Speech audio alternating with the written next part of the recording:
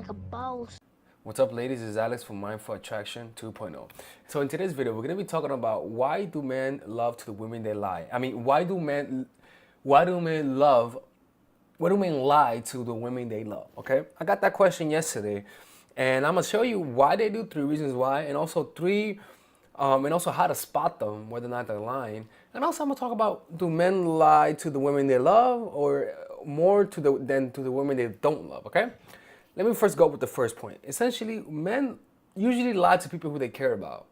Usually. You don't give a fuck about someone who you don't give a fuck about. You see what I'm saying? That's what usually happens. If a guy's lying to you, he loves you, girl. Maybe he doesn't, but that depends on a lot of factors. So I'm going to tell you the different factors. But usually, you lie to preserve an image that you have. You lie to damage control. And if you don't want anything out of the person, there's no need to lie. The first reason why men lie to women is that they feel like they could get away with it. That's the first reason. You wouldn't lie if you know you're not gonna get away with it. You know what I'm saying? It's like if you come up, I'll lie to you the whole time, but if you show me the text messages of me texting the girl, then that's when I'll admit it. But for the meantime, I'm not admitting shit, man. I didn't fuck her. I didn't do shit. Show me the evidence and then I'll admit it. Oh fuck, I just admitted it. No, I'm kidding. But seriously though, it's because they feel like they can get away with it. And it's either A, they're good at, the lie is good, right? So they all lie because they think the lie is good, right? They're like, oh yeah, I can get away with this. And the second reason why they feel like they can get away with it is because they know you won't leave them. This is the sad part, is that when guys lie to you and they get away with it, they'll lie again and again and again. But guess what? You can use that for your advantage. I'm gonna show you how. You could definitely, if you are in that position, you can use that to your advantage. But that requires for you to open your eyes. That requires for you to see the world through naked eyes. So that, in other words, stop trying to see something that's not there. Okay? But we'll keep talking about that later on. So that's the first one, is that they know that you won't leave them. So they're like, there's no consequences to lying. If I lie, she'll let me get away with it. If I get caught, she's still gonna stay there. You know? The second thing is it's a habit. Some guys are just liars. Some guys can't help lying. Some guys say, fuck, why did I lie? I didn't need to lie about that. Okay, that's very simple. Some guys are just fucking liars, all right? And the third thing is they're afraid of confrontation and are afraid of hurting you. This is where I fall into place. You guys might see me as confident and beautiful. But the truth is that when it comes to relationships, sometimes I do struggle with confrontation. I'm a nice person by nature. So that's kind of like the conditioning that I have that I still need to learn how to detach myself from. But it's usually because you're afraid of hurting the person. And that happened to me. I remember being with a girl and I will be with her, but I'll be seeing other chicks and stuff like that.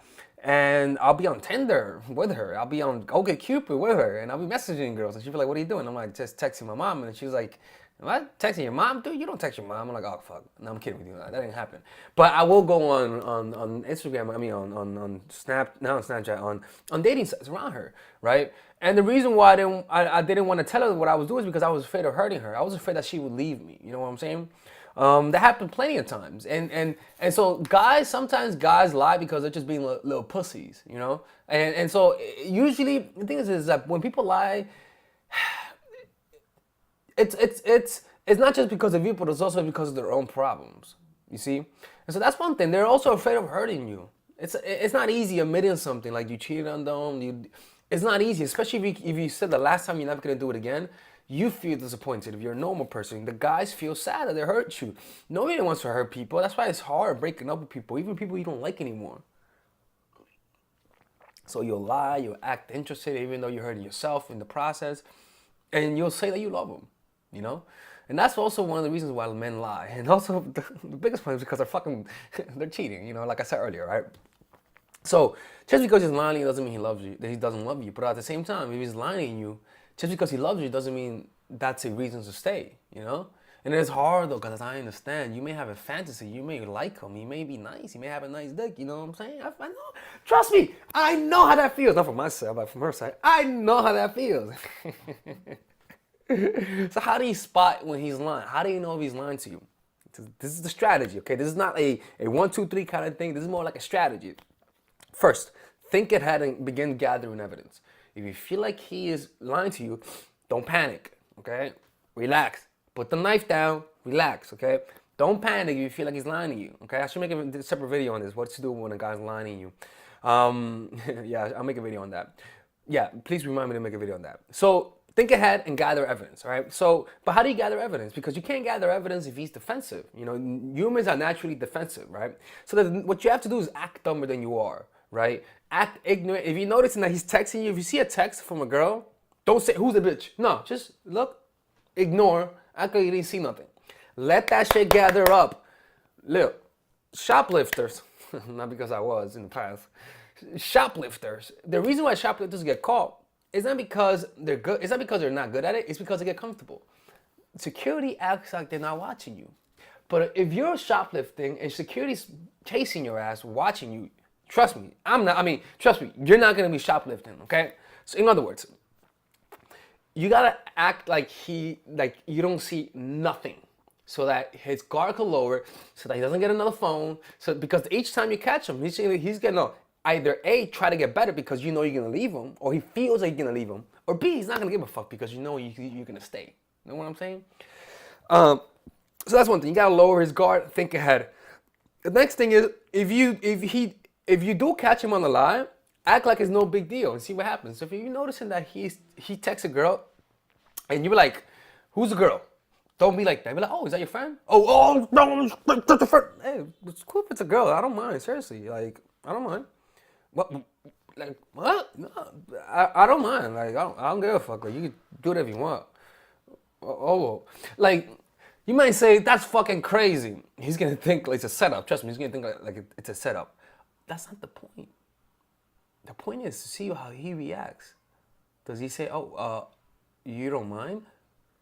Okay, maybe he's saying you don't mind because he may have thought about it. He may not be talking to another girl, whatever. But the point is that if you know how to act the right way, if you control your emotions and you act like it's no big deal, you let him embellish, the truth might come out. If, for example, if the girl would have told me, right, if she saw me texting, right, she's like, oh, are you on Tinder? You're like, oh, no, it's okay. I don't mind you being on Tinder. First of all, I would have thought, oh, threesome. Obviously not. But if she would have told me that, I would have, oh, well, I mean, yeah. I'm like, oh, cool, let me see. Like, literally acting like it's no big deal. And so what does that do? That puts his guard down, right? And the thing is, you might say that's crazy, but guess what? You're finding the truth. Guess what? You're actually able to get him to open up without him getting defensive. Part of being smart is learning how to lead people on and let them feel comfortable. And act like a friend, but be a spy, but act like a friend.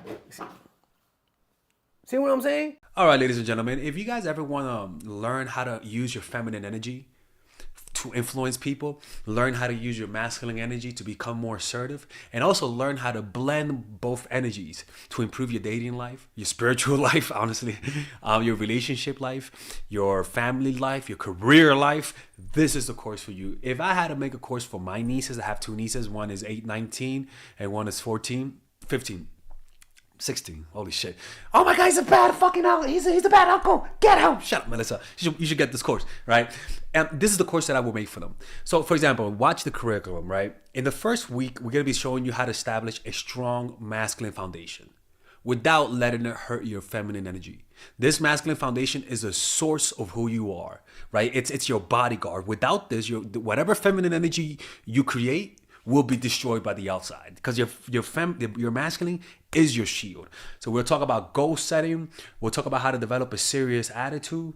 We're gonna be talking about how to use more logic, how to use more goal-oriented behavior. It's more how to be a man, Now the next one is how to embrace the feminine energy, right?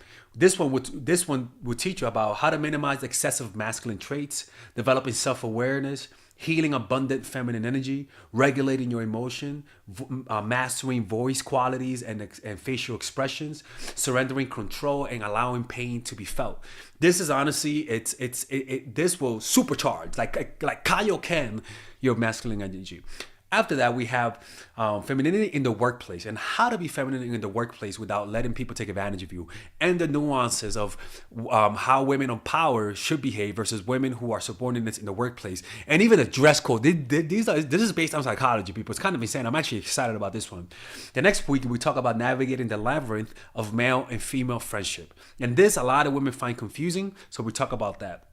and how to identify envious friends, how to identify the good friends, how to keep male friends, and how to keep female friends. Week 5, we talk about how to release the burden of the past and stop and destroy mental projections. This is actually really powerful. And then week 6, we talk about how to increase your observational power so that you could read people better. And we have a bunch of bonuses. The course starts at $99, and you guys can pre-order the course today at $69 before it goes out. If you're watching this, most likely I'm in the meditation retreat, so I will be praying for all of you guys.